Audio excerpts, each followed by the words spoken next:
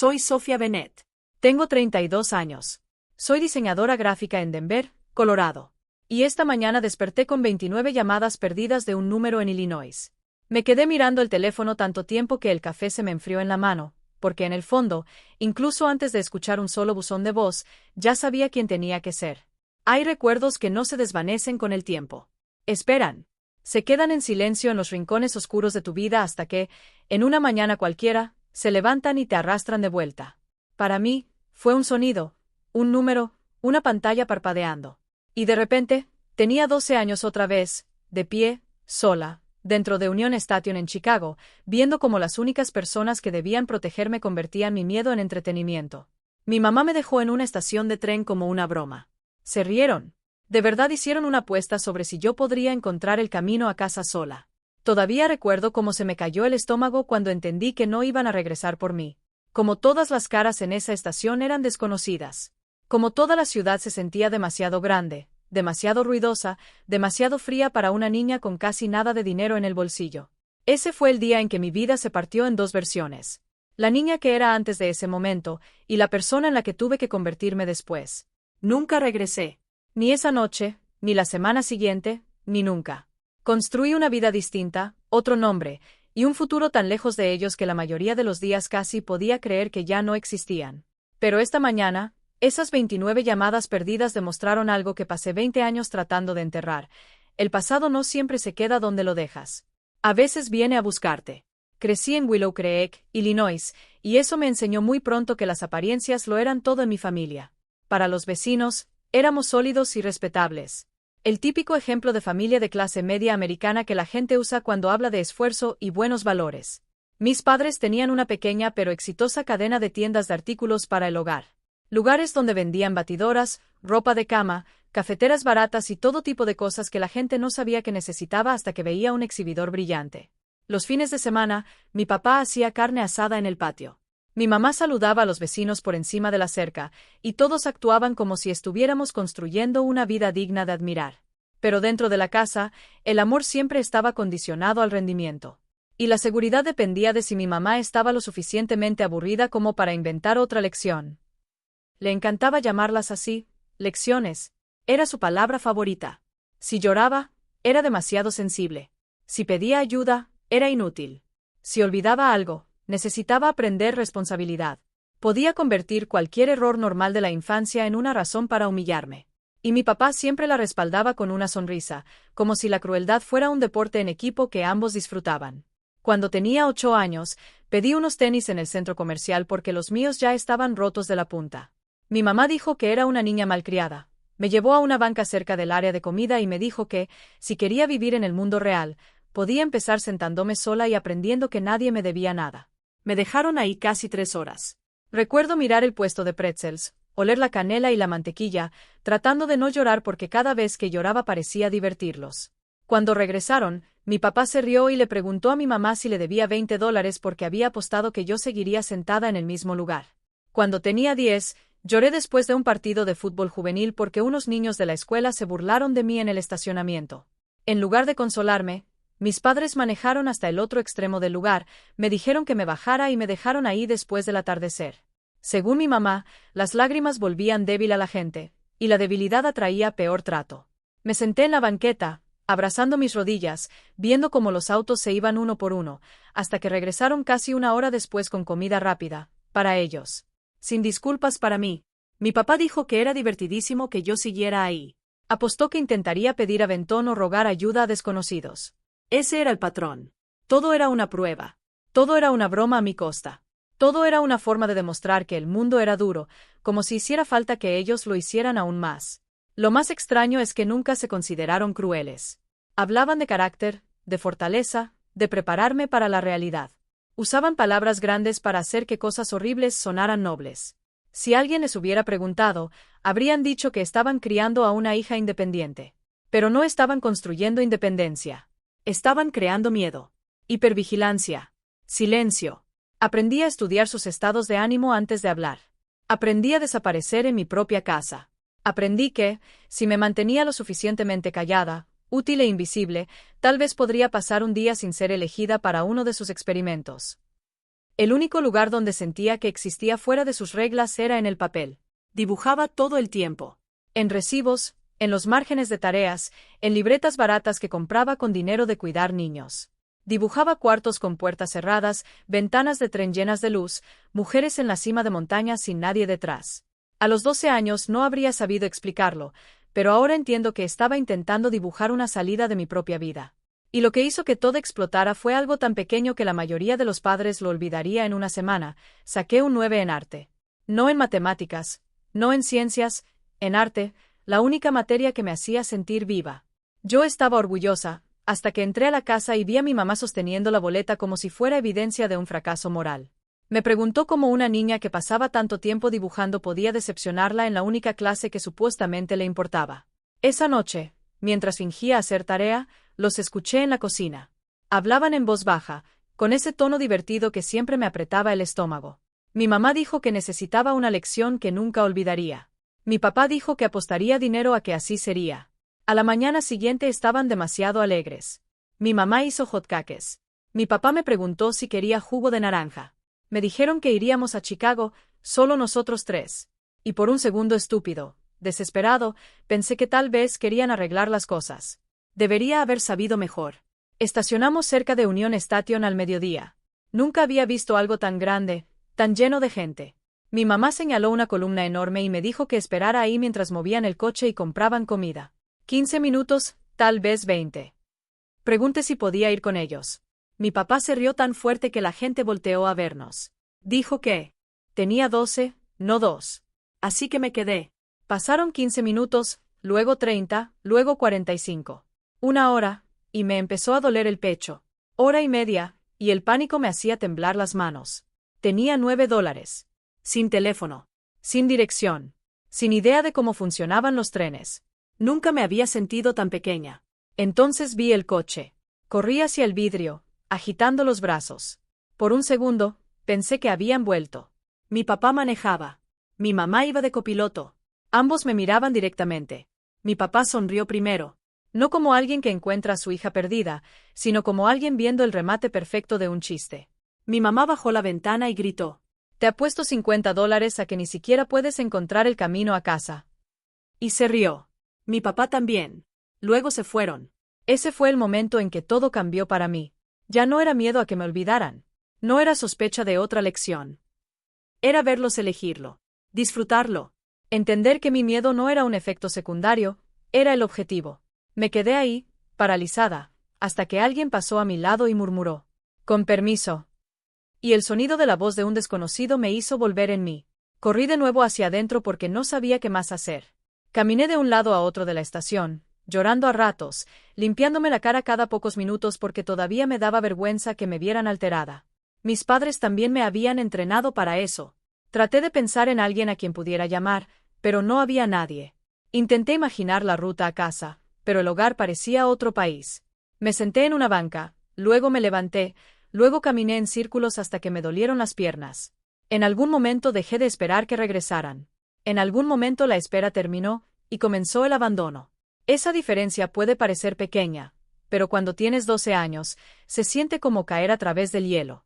Pasé casi 3 horas dentro de Union Station después de que me dejaron ahí. El tiempo suficiente para que la luz de afuera empezara a cambiar. El tiempo suficiente para que la multitud se fuera y volviera. El tiempo suficiente para dejar de pensar en frases completas y empezar a moverme solo por instinto. Evité las puertas porque me daba miedo salir a la ciudad y perderme más. Evité a la policía porque mis padres siempre decían que, si causaba problemas, las autoridades lo empeorarían todo. Evité a los desconocidos porque las mismas personas que me abandonaron pasaron años enseñándome que pedir ayuda era debilidad. Mirando atrás, creo que esa fue una de las partes más crueles de todo. Me enseñaron a no confiar en nadie, y luego me dejaron en un lugar donde confiar era lo único que podía salvarme rápido. La persona que finalmente se fijó en mí fue una empleada de la estación llamada María. Tenía unos 50 años, ojos cansados y una voz tranquila que te hacía querer decir la verdad incluso cuando tenías miedo.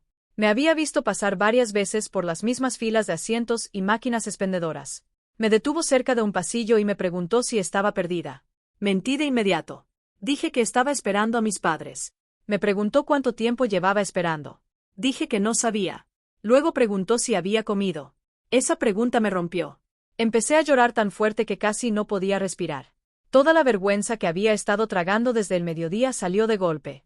Le dije que me habían dejado, que pasaron en el coche y se rieron, que mi mamá había apostado dinero a que no encontraría el camino a casa. María no reaccionó como mis padres. No me dijo que me calmara ni que estaba exagerando. Se agachó un poco para quedar a mi altura y dijo con claridad: «Estás a salvo ahora mismo y voy a ayudarte». Primero llamaron a seguridad, luego a la policía de tránsito. Un oficial tomó mi declaración mientras otro revisaba las cámaras de la entrada. Confirmaron que llevaba mucho tiempo ahí y que un coche como el que describí se había detenido antes de irse. Eso importó después. En ese momento, lo único que sabía era que los adultos a mi alrededor se habían puesto muy serios. Cuando lograron contactar a mis padres por teléfono, solo escuché una parte de la conversación. Pero nunca olvidaré la expresión del oficial. Pasó de profesional a incrédulo en segundos. «No, señora», dijo. «Dejar a una niña de 12 años en una estación así no es una lección de independencia. Es abandono infantil». Sentí como se me helaba el cuerpo. No porque sonara exagerado, sino porque encajaba perfectamente. Esa misma tarde estaba en una sala con una trabajadora social. Me explicó que, como mis padres se negaban a regresar de inmediato y seguían diciendo que era una decisión de crianza, no podían simplemente enviarme a casa. Habría una colocación de emergencia hasta que el caso se revisara en la corte. No entendí todo el lenguaje legal, pero entendí algo importante. Ella me creía. Y no solo eso, creía que yo no había estado segura desde mucho antes. Tenía miedo cuando dijeron que pasaría la noche con una familia de acogida. Pero entonces conocí a Mark y Laura Bennett. No eran perfectos ni trataban de parecerlo. Él era fotógrafo, con manchas de tinta en los dedos. Ella era maestra de preescolar y olía a crema y papel. Su casa era cálida, desordenada de una forma acogedora. Laura me preguntó si quería espagueti o sopa. Mark me preguntó si prefería la luz del pasillo encendida o apagada al dormir. Nadie gritó cuando dije que no sabía. Nadie se burló cuando lloré en la mesa. Esa noche casi no dormí. Cada ruido me hacía saltar. Pero había un pensamiento que no dejaba de volver. Una desconocida en una estación me mostró más bondad en 5 minutos que mi propia madre en años. Los días siguientes fueron irreales. Reuniones con trabajadores sociales, evaluaciones, tribunales. Mis padres aparecieron con abogado y la misma actitud de siempre. Tranquilos, ofendidos, casi divertidos. No negaron lo que hicieron. Eso fue lo más increíble. Solo insistían en que era educativo. Mi mamá dijo que querían crear resiliencia. Mi papá dijo que los niños eran demasiado débiles hoy en día. Fue ahí cuando entendí algo definitivo. Ellos nunca iban a cambiar. El informe del terapeuta habló de abuso emocional, humillación y negligencia. Escuchar esas palabras fue como aire entrando a un cuarto cerrado. No era mi culpa. Nunca lo fue. Cuando el juez me preguntó si quería volver a casa, dije que no, tan rápido que hasta yo me sorprendí. Mis padres tuvieron una elección: seguir un programa de reunificación o renunciar a sus derechos. Eligieron renunciar. Así, sin más. No lloré. Me quedé en silencio. Pasé toda mi vida intentando ser suficiente, y al final me dejaron para proteger su orgullo. Después de eso, todo avanzó rápido. Los Bennett dejaron de ser familia temporal y se volvieron mi familia. Mark empezó a dejarme libros de arte. Laura tocaba antes de entrar a mi cuarto. No exigían amor. No exigían confianza. Solo se quedaron. Y esa constancia se sentía casi sobrenatural. Cuando me preguntaron si quería cambiar mi nombre, no dudé. Jennifer Caldwell era la niña abandonada. Sophia Bennett era alguien nuevo. Alguien con un cuarto propio. Con una familia que no se reía de su miedo. La sanación no fue inmediata. Durante años, la amabilidad me parecía una trampa. Esperar me daba ansiedad. La frase «ahorita regreso» me aterraba. La terapia ayudó, pero fue lenta. Aprendí palabras como trauma, abuso emocional, hipervigilancia. Aprendí que sobrevivir no es lo mismo que estar bien. Los Bennett nunca me apresuraron. Me acompañaron. Me dieron espacio. Y poco a poco, el arte dejó de ser escape, y se convirtió en mi voz. Estudié diseño gráfico, trabajé, fui a terapia, y eventualmente entré al Instituto de Arte de Chicago. Volver a esa ciudad ya no daba miedo. Ahí fue donde una vez me abandonaron. Y también donde empecé a reconstruirme y aprendí a existir rodeada de personas que no necesitaban que yo me hiciera pequeña. Después de graduarme, conseguí trabajo en Denver en una firma de branding especializada en identidad para pequeños negocios. Y por primera vez en mi vida, vivía lo suficientemente lejos de Illinois como para sentir que hasta la geografía estaba de mi lado. Denver me dio espacio. Calles nuevas, hábitos nuevos, clima nuevo, un aire seco que me despejaba la mente. Con el tiempo, empecé a tomar clientes freelance, y luego abrí mi propio estudio. Construí una reputación por contar historias visuales claras. De ese tipo de trabajo que ayuda a la gente a decir quién es y qué representa. A veces la ironía casi me hacía reír. Toda mi carrera nació del hecho de que pasé mi infancia atrapada dentro de las mentiras de alguien más. Conocí a Alex en una fiesta de inauguración a través de un amigo. Era ingeniero de software, paciente de una forma genuina y difícil de alterar. En nuestra tercera cita le dije que tenía una historia familiar complicada. En la quinta, le conté un poco más. Meses después, cuando finalmente le hablé de Union Station, no me interrumpió ni reaccionó de más. Solo tomó mi mano y dijo: «Eso nunca debió pasarte». La simpleza de esas palabras casi me desarmó.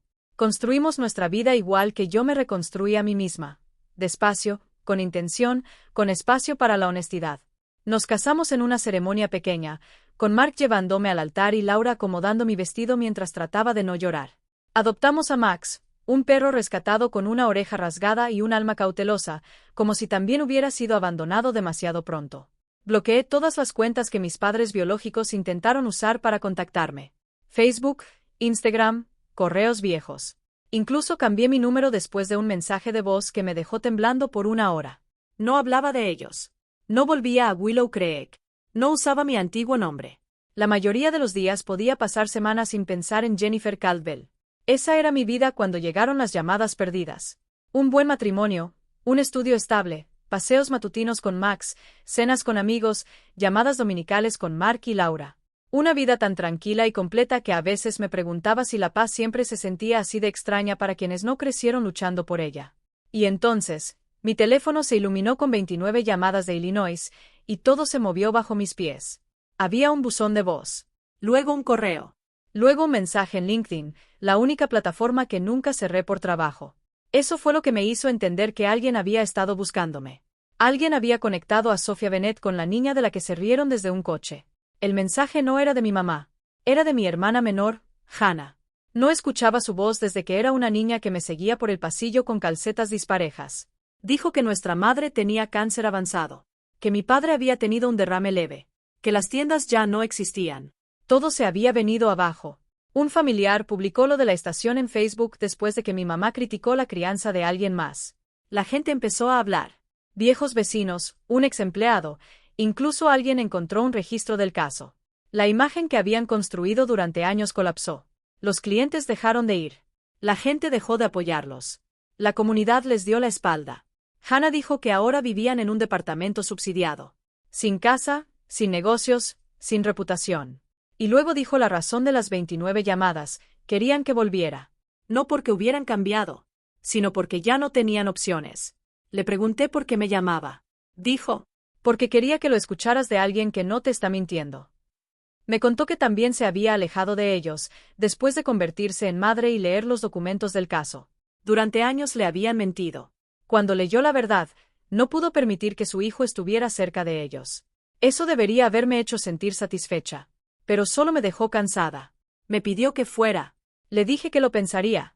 Alex me dijo que no les debía nada. Laura me dijo que decidiera por mi paz, no por ellos. Mark dijo: algunas personas buscan el puente después de quemar la casa. Esa noche lo entendí. No iba a salvarlos. Iba a cerrar la historia. 2 días después, volé a Chicago y manejé hasta el hospital. Mi padre se veía más pequeño. Mi madre, incluso enferma, seguía fingiendo dignidad. Me llamó por mi nombre antiguo. La corregí una vez: Sofía. Mi padre dijo que habían cometido errores. ¿Errores? Le dije que no. Un error es olvidar la leche. Lo que hicieron fue deliberado. Convirtieron mi miedo en un juego. Y ahora estaban solos porque los juegos terminan. Mi madre preguntó si podía perdonarlos. Le dije que el perdón no era una deuda. Y finalmente dije lo que llevaba años dentro de mí. Apostaste si podía encontrar mi camino a casa. Lo hice, solo que no regresé a la tuya. Lloraron. Pero ya no me movió. No grité. No insulté. La venganza no fue ruidosa. Fue clara. Les dije que no iba a ayudarles. Que mi familia estaba en otro lugar. Mi padre preguntó si ese era el adiós. Le dije: lo ha sido por 20 años. Solo que ustedes apenas lo entienden. Salí. No miré atrás. En el vuelo de regreso pensé en la niña de 12 años en la estación. Pensó que ser abandonada significaba no ser querida. Estaba equivocada. No era falta de valor. Era que ellos estaban rotos. Y entender eso me salvó. Si hay una lección en todo esto es esta. El abuso no se vuelve disciplina solo porque alguien use palabras bonitas. La humillación no construye carácter. El miedo no hace a los niños más fuertes. Y alejarte de quienes te dañan, incluso si comparten tu sangre, no es amargura. A veces es lo más sano que puedes hacer. No salí de ese hospital con culpa. Salí entendiendo algo por fin. La familia en la que naces puede marcar tus heridas, pero no define tu futuro. El amor real no se ríe de tu miedo. La familia real no prueba si puedes sobrevivir sin ellos. La sanación empieza cuando dejas de llamar lección a la crueldad y la llamas por lo que es. Y cuando haces eso, puedes construir una vida tan honesta, tan firme y tan en paz, que ni siquiera quienes te rompieron pueden quitártela.